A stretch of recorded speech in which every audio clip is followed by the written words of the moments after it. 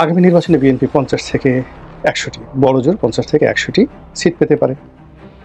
তাহলে বড়জোর ৫০ থেকে ১০০টি সিট যদি তারা পায়, তাহলে তো কোনো অবস্থাতেই তারা সরকার গঠন করতে পারছে না। তারা হয় বিরোধী দল হবে অথবা এটা কোয়ালিশন সরকার হবে। আসসালামু আলাইকুম ভাই ব্রাদার, কি খবর সবার? ভাই রে ভাই, গোপন তথ্য ফাঁস। বিএনপি ৫০ থেকে ১০০ আসনের বেশি পাবে না। না, গোপন একটি তথ্য, গোপন একটি ভিডিও আমাদের হাতে আছে, আমরা দেখাবো। এখানে বলা হচ্ছে, মানে পরিপূর্ণ গবেষণা করেই বলতেছে যে বিএনপি আসলে ৫০ থেকে ১০০ আসনের বেশি পাওয়ার কথা না। না, এটা আমার কোনো কথা না। বা চলুন এই বিষয় নিয়ে আমাদের জনপ্রিয় একজন অনলাইন অ্যাক্টিভিস্ট গোলাম মৌলানা স্যার, তিনি এখানে গুরুত্বপূর্ণ বিশ্লেষণ করেছেন। চলুন আমরা তার ভিডিওটি দেখে সে পরে কথা বলবো। আসসালামু আলাইকুম রহমতুল্লাহি ওয়া সম্মানিত দর্শক, বিএনপির ভাগ্যে কি আছে, বা বিএনপি নামক যে রাজনৈতিক দলটি, এটির ভবিষ্যৎ কি? আগামী দিনে রাষ্ট্রপতি হবেন বেগম খালেদা জিয়া, আর প্রধানমন্ত্রী হবেন তারেক জিয়া। তারেক জিয়ার পর তার স্ত্রী হবেন প্রধানমন্ত্রী, তার স্ত্রীর পর তার সন্তান জাইমা রহমান হবেন প্রধানমন্ত্রী। তো এই যে বিএনপির একটা যাকে বলা হয় ইকুয়েশন, এই ইকুয়েশন নিয়ে যে স্বপ্ন শেখ হাসিনার পতনের পর বিএনপির নেতাকর্মীরা দেখেছিল, সেই স্বপ্নটি হাল আমলে কেমন আছে? সামনে যে নির্বাচন আসছে, বিএনপি যেভাবে চাচ্ছে ওভাবে কি নির্বাচন হবে, নাকি বিএনপি এমন একটা জালের মধ্যে জড়িয়ে পড়েছে, যেই জাল থেকে বের হওয়ার মতো শক্তি, সামর্থ্য, সময় এবং সুযোগ কোনোটি বিএনপির নেই? এ সকল বিষয় নিয়ে আলোচনা করব। তার আগে বলে নেই, নতুন যে কিংস পার্টি, ডক্টর মোহাম্মদ ইউনূসের দল এনসিপি, এনসিপির একজন কর্তা একদিন টেলিভিশনের একটি টক শোতে বলে ফেললেন যে আগামী নির্বাচনে বিএনপি ৫০ থেকে ১০০টি, বড়জোর ৫০ থেকে ১০০টি সিট পেতে পারে। তাহলে বড়জোর ৫০ থেকে ১০০টি সিট যদি তারা পায়, তাহলে তো কোনো অবস্থাতেই তারা সরকার গঠন করতে পারছে না। তারা হয় বিরোধী দল হবে অথবা এটা কোয়ালিশন সরকার হবে। তো তার সেই কথাটা নিয়ে ভীষণ রকম ট্রল হলো, ঠাট্টা হলো, মশকরা হলো। কিন্তু যে তরুণ নেতা এই কথা বলেছেন, তিনি আমাদের মতো বা আমাদের চেয়ে যারা সিনিয়র যারা রয়েছেন রাজনীতিবিদ, তাদের মতো এতটা কূটকৌশলী নন। তিনি যেটি শুনেছেন, তিনি যেটি বুঝেছেন, অনেকটা সেই শেখ হাসিনার যে সন্তান সজীব ওয়াজেদ জয়ের মতো। যেমন সজীব ওয়াজেদ জয়ের কাছে তথ্য ছিল যে এইবার আওয়ামী লীগ ক্ষমতায় আসবে, 2018 সনের অনেক আগে তিনি বলেছিলেন। তো তখন সবাই হাসাহাসি করেছিল, তথ্য বাবা, তার কাছে খবর আছে। কিন্তু এখন যদি এই বর্তমান অবস্থাতে আপনি সিইসি, সাবেক সিইসি জনাব নুরুল হুদার 164 ধারায় যে জবানবন্দি, সেই জবানবন্দি শোনেন, তাহলে দেখতে পাবেন যে নির্বাচনের অনেক আগেই ডিজিএফআই, এনএসআই, পুলিশ এবং অন্যান্য গোয়েন্দা সংস্থা পুরো নির্বাচনের মাঠের দখল নিয়ে নিয়েছিল, এবং তারা রাতে ভোট পিটিয়ে, ব্যালট বাক্স পিটিয়ে, তারপরে ব্যালট বাক্স ভরার যে পরিকল্পনা তারা করেছিল, সেটি সেই 2018 সনের ডিসেম্বর মাসের 29 না 30 ডিসেম্বর রাতে 12টার মধ্যে সারা বাংলাদেশে একই সঙ্গে, একেবারে সেম টাইম, সেটা সেই কক্সবাজার উখিয়া, পটুয়াখালী গলাচিপা, কুড়িগ্রাম, নীলফামারী থেকে শুরু করে সব জায়গাতে ঠিক রাত 11টা থেকে 1টার মধ্যে পুরো কাজ, থানার টিওনো, তারপরে ওসি, সাব ইন্সপেক্টর এবং ওখানের যারা রিটার্নিং কর্মকর্তা ছিলেন, প্রিজাইডিং অফিসার ছিলেন, সবাই মিলে এই কাজটি করে ফেলেছেন। তো এই কথাগুলো এখন আমরা জানতাম, কিন্তু এই কথাগুলো এখন কাগজে কলমে নুরুল হুদা বলছেন। কিন্তু জয় তো সহজ সরল মানুষ, তিনি এই সমস্ত পেঁয়াজগোছ বুঝেননি। হয়তো উচ্চ পর্যায়ের এরকম কোনো চক্রান্তের যে খবর বা এরকম কোনো বৈঠকে তিনি উপস্থিত ছিলেন, হতে পারে এটা 2016 সনে, 17 সনে এরকম একটা চক্রান্ত হচ্ছে, ওই চক্রান্তটি তিনি জেনে গিয়েছিলেন। এখন সেই চক্রান্তের সঙ্গে তিনি, যাকে বলা হয়, সেটা ভারতের র থাকতে পারে, তার মায়ের অফিস হতে পারে, বা অন্য যে কোনো জায়গায় হতে পারে।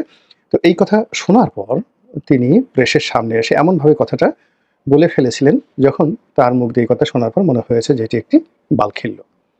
কিন্তু বাস্তবতা আমরা সেটা দেখেছি। একইভাবে ধরুন এই যে তরুণ কর্মকর্তা, এনসিপির যে তরুণ নেতা, তিনি যেভাবে বললেন যে বিএনপি 50 থেকে 100টি সিটের বেশি পাবে না। বর্তমান বাস্তবতায় যেখানে নির্বাচন হলে বিএনপির হাত থেকে একটা সিট নেবে এরকম অবস্থা নেই। 2024 সনে যেভাবে আওয়ামী লীগের কর্তৃত্ব ছিল মাঠে, ঠিক একই কর্তৃত্ব এখন বিএনপির। এমনকি জামাতের কোনো নেতা বিএনপির স্থানীয় নেতাকে চ্যালেঞ্জ জানিয়ে ওখানকার থানা পুলিশকে ম্যানেজ করে তারপরে নিজেদের প্রার্থীকে জয়লাভ করিয়ে আনবে এরকম তাগত নেই। এখন পর্যন্ত বিএনপিকে চ্যালেঞ্জ জানিয়ে, জেলাকে চ্যালেঞ্জ জানিয়ে, অর্থাৎ বিএনপি জেলা কমিটি, উপজেলা কমিটিকে চ্যালেঞ্জ জানিয়ে তারপরে সেখানে ভোটারদেরকে মাঠে এনে বিরাট একটা ভোট বিপ্লব ঘটানো একেবারে 1 কোটি ভাগের মধ্যে 1 ভাগও সম্ভব নয়। বরং 2024 সনে নির্বাচন নিয়ে ভোটারদের যে অনীহা ছিল, আতঙ্ক ছিল, এখন এই সময়টিতে এসে সেই ভয়, আতঙ্ক এবং অনীহা বহুগুণে বেড়েছে। ওই সময় তামসা দেখার জন্য ভোট কেন্দ্রে যদি 6 to 7% লোক গিয়ে থাকে, এখন 3 to 4% লোক যাবে। বাকি ভোট কাটতে হবে, রাতে কাটেন, দিনে কাটেন, তারপরে নিজেদের প্রার্থীর পক্ষে সেই ব্যালট বাক্স ভরতে হবে। তো যেহেতু এই কাজটি করার সামর্থ্য, শক্তি, অর্থ কেবলমাত্র বিএনপির আছে, তো বিএনপি তো এই কাজ করে জামাতের প্রার্থীকে জয়লাভ করবে না। এই কাজ করে তারা তো সেই জাতীয় পার্টি বা অন্য কোনো দল বা এমনকি আওয়ামী লীগের প্রার্থীকে জয়লাভ করাবে না। ফলে ভোটের যে শিডিউল এটি ঘোষণা করার সঙ্গে সঙ্গে পুরো মাঠঘাট সব বিএনপির কর্তৃত্বে চলে আসবে। এক্ষেত্রে বিএনপির মধ্যে যে গ্রুপ আছে, উপগ্রুপ আছে, স্বতন্ত্র দল আছে, এগুলো নিয়ে তাদের মধ্যে দ্বন্দ্ব সংঘাত মারামারি হবে, বিএনপি ভার্সেস বিএনপি। এর বাইরে এই মুহূর্তে অন্য কোনো হিসেব নেই। সেক্ষেত্রে 3 আসনের মধ্যে বিদ্রোহী প্রার্থী কয়জন পাবে, আমি প্রার্থী কয়জন পাবে, দামি প্রার্থী কয়জন পাবে, ভাইয়া গ্রুপ কয়জন পাবে, আম্মা গ্রুপ কয়জন পাবে, রিজভি গ্রুপ কয়জন পাবে, ফখরুল গ্রুপ কয়জন পাবে, সালাউদ্দিন গ্রুপ কয়জন পাবে, এই সকল নিয়ে আলোচনা হতে পারে। তো এই যখন এখানে পরিবেশ এবং পরিস্থিতি, ঠিক তখন একজন তরুণ নেতা তিনি যখন বললেন বিএনপি 50 থেকে 100টা সিট পাবে, তখন সারা বাংলাদেশে সেটা নিয়ে ট্রল হলো। এবং যখন ট্রল হলো তখন পর্যন্ত ট্রলই মনে হয়েছে, কিন্তু আজকে আমি যখন ভিডিওটি করছি তখন আমার কাছে মনে হলো যে ওই তরুণ নেতার যে বক্তব্য, সজীব ওয়াজেদ জয়ের সেই আমার কাছে তথ্য আছে, সেই তথ্যের মতোই নিগূঢ়, সত্য, বাস্তব এবং একই সঙ্গে আগামী গণতন্ত্রের জন্য ভীষণ রকম একটি অশনীয় সংকেত। কিভাবে সেটা বলছি, আপনারা দেখেছেন যে অতি সম্প্রতি জুন মাসের 28 তারিখে ঢাকাতে একটি মহাসমাবেশ হয়েছে। ইসলামী শাসনতন্ত্র আন্দোলন অর্থাৎ চরমোনাই পীর সাহেবের যে সংগঠন, এই সংগঠনের নেতৃত্বে ইসলামপন্থী বেশিরভাগ রাজনৈতিক দল একই মঞ্চে উঠেছে। আরও অবাক করা ঘটনা হলো জনাব তারেক রহমান সাহেবের খুব ঘনিষ্ঠ বন্ধু এবং বিশ্বাসযোগ্য সেফাহ সালার, মানে ধরুন যে কাজ তারেক রহমান সাহেব গত 3-4 বছরে তার দলের সুলতান সালাউদ্দিন টুকু সাহেবকে দিয়ে, শহীদউদ্দিন চৌধুরী অ্যানিকে দিয়ে কিংবা জহিরুদ্দিন স্বপন সাহেবকে দিয়ে করাননি বা বিশ্বাস করেননি, এইরকম গুরুত্বপূর্ণ কাজ যাদেরকে দিয়ে করিয়েছেন তাদের মধ্যে 2জন ব্যক্তি হলেন, একজন গণ অধিকার পরিষদের জনাব নুরুল হক নুরু, আর একজন হলেন এবি পার্টির জনাব মঞ্জু সাহেব। মঞ্জু সাহেব তারেক রহমান সাহেব সমবয়সী, ফলে তাদের মধ্যে বন্ধুত্ব হওয়াটা একেবারেই স্বাভাবিক। আর নুরু জনাব তারেক রহমান সাহেবের জুনিয়র, কিন্তু ইন্টেলেকচুয়ালি তাদের মধ্যে ভালোবাসা এবং বন্ধুত্ব অনেক উচ্চ স্তরের। এবং আশ্চর্যের ব্যাপার হলো যে দলের পক্ষ থেকে এই এবি পার্টিকে এবং নুরুকে অর্থাৎ গণ অধিকার পরিষদকে সর্বোচ্চ সম্মান, মর্যাদা এবং ছাড় দেওয়ার জন্য তারেক রহমান সাহেবের যা যা করা দরকার তিনি সর্বোচ্চ সেটা করেছেন। কিন্তু অবাক করার ব্যাপার হলো যে এই 2জন ব্যক্তি বিএনপির এই জোটটা ছেড়ে চরমোনাইয়ের জোটে গিয়ে উপস্থিত হয়েছেন। 1।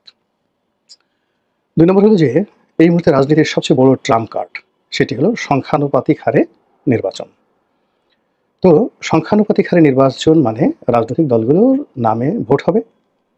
টেকনাফ থেকে তেঁতুলিয়া পর্যন্ত রাজনৈতিক দলের প্রতীকের উপর জনগণ ভোট দেবে এবং সারা দেশে যে ভোট হবে সেই ভোটগুলো একত্র করে এরপরে 300 ভাগে বিভক্ত করে সর্বনিম্ন এক একটি আসনে কত ভোট পেলে একজন সংসদ সদস্য নির্বাচিত হবে। যেমন ধরুন সারা বাংলাদেশে ধরুন 8 কোটি ভোট পড়েছে, তো 8 কোটি ভোটের মধ্যে বিএনপি, এনসিপি, অন্যান্য যে সকল দল আনুপাতিক হারে এক একজনের ভোট কত পেয়েছে। তো 8 কোটি ভোটকে 300 ভাগে বিভক্ত করে দেখা গেল যে প্রতি সিটে এত ভোট লাগে। তো সেই অনুযায়ী দেখা গেল যে যে দল যত ভোট পেয়েছে সেই দলকে সেই কটি সংসদ সদস্য পদ ছেড়ে দেওয়া হলো।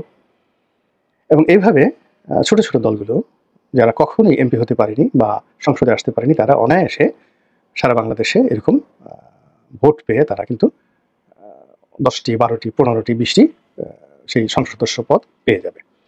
তো সেক্ষেত্রে ধরুন চরমোনাইয়ের কথাই বলি, তাদের সারা বাংলাদেশে যদি 50 লাখ ভোট থাকে, যদি 2 লাখ করে ধরি, 1 লাখ ধরলাম না, 2 লাখ করে যদি ধরি বা 1.5 লাখ করে ধরি, তারা 30 থেকে 35টি আসন পেয়ে যায়। আর যদি তারা জোটে আসে বিএনপির সঙ্গে বা আওয়ামী লীগের সঙ্গে, তাদেরকে বড় জোর 2টো সিট দেওয়া হতে পারে। তাও সেখানকার আওয়ামী লীগের নেতাকর্মীদের ঠেলা গুঁতো খেয়ে তাদের বেঁচে থাকাটাই দায়, পাশ করা তো দূরের কথা। নুরুল হক নুরুর একই অবস্থা, এবি পার্টির একই অবস্থা।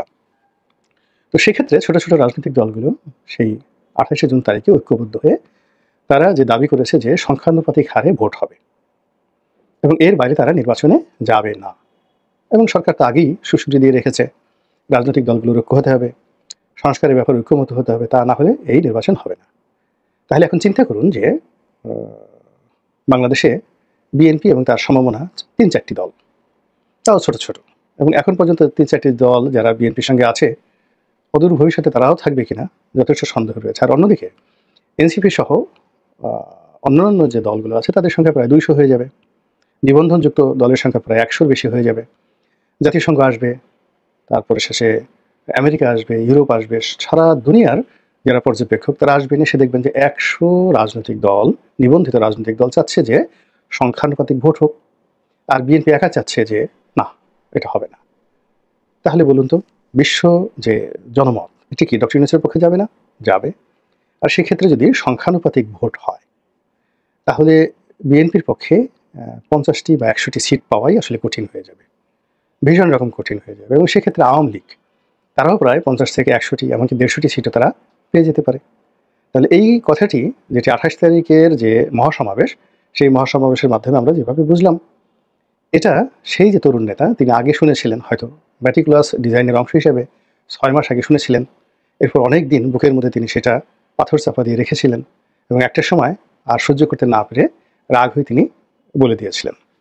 আর সেটা বলার পরে যে ট্রল হয়েছিল, সেই ট্রলটি এখন কতটা বাস্তবে রূপ নিতে যাচ্ছে তা হয়তো আপনারা ইতিমধ্যেই টের পেয়ে গেছেন। তো কাজেই বিএনপির ভাগ্যাকাশে আগামী দিনে কী পরিমাণ সৌভাগ্য রয়েছে, দুর্ভাগ্য রয়েছে, রাষ্ট্র ক্ষমতায় তাদের কী পরিমাণ অংশগ্রহণ রয়েছে, তা কতটা নিশ্চিত এবং কতটা অনিশ্চিত বোধহয় আপনারা বুঝতে পেরেছেন। আল্লাহ আমাদের সবাইকে হেদায়েত দান করুন এবং হেফাজত করুন। আসসালামু আলাইকুম ওয়া রাহমাতুল্লাহি ওয়া বারাকাতুহু।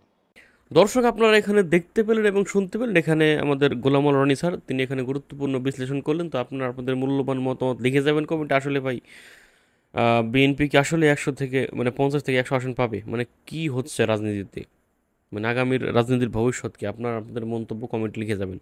ভালো থাকবেন, সুস্থ থাকবেন। আসসালামু আলাইকুম।